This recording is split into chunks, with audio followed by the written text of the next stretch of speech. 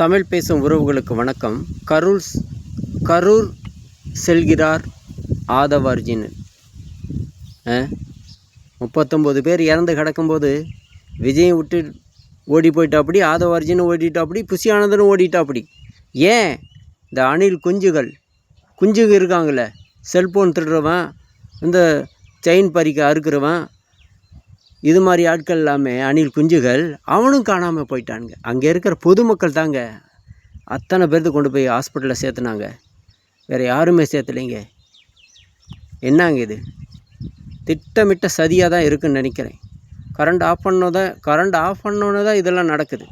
அதுக்கு முன்னாடி இது நடக்கலை. எத்தனை பேர், எதுக்காக தமிழ் உறவுகள் சினிமா மோகம் கொண்டு போகிறீங்க?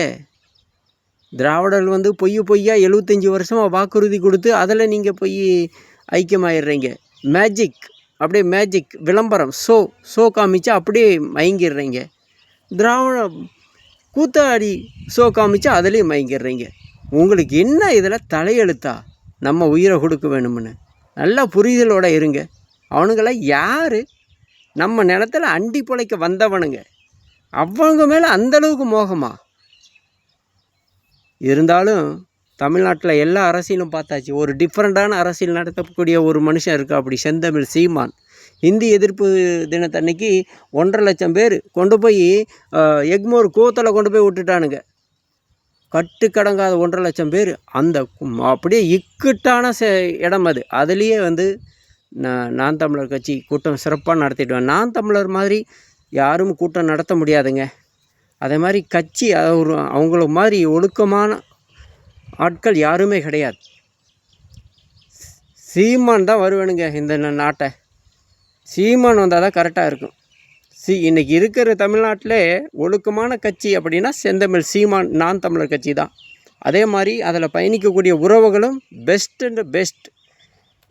தமிழ்நாட்டின், உலகத்தின், இந்தியாவின் அரசியல் சூப்பர் ஸ்டார்னால் செந்தமிழ் சீமான் தான். ஒரு சீட்டு அரை சீட்டுக்கு விலை போகலைங்க. விஜய் மாநாட்டிலே சொல்கிறார், யார் வேணாலும் வாங்கடா கூட்டணிக்கு அப்படிங்கிறார். என்ன இது?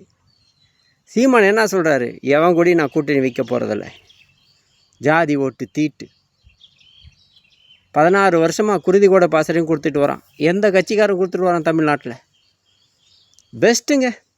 தமிழ்நாட்டில் எல்லாத்துக்கும் அரேஞ்சு பார்த்தாச்சு. பெஸ்ட் செந்தமிழ் சீமான் மட்டும்தான். மலை விலங்கினத்துக்காக, மலைகளுக்காக, மண்ணுக்காக, மக்களுக்காக, உயிரினுக்காக, சிட்டுக்குருவிக்காக பேசக்கூடிய ஒரே ஒரு தலைவன் செந்தமிழ் சீமான். தமிழகத்தின் அரசியல் சூப்பர் ஸ்டார் செந்தமிழ் சீமான். பெஸ்ட்.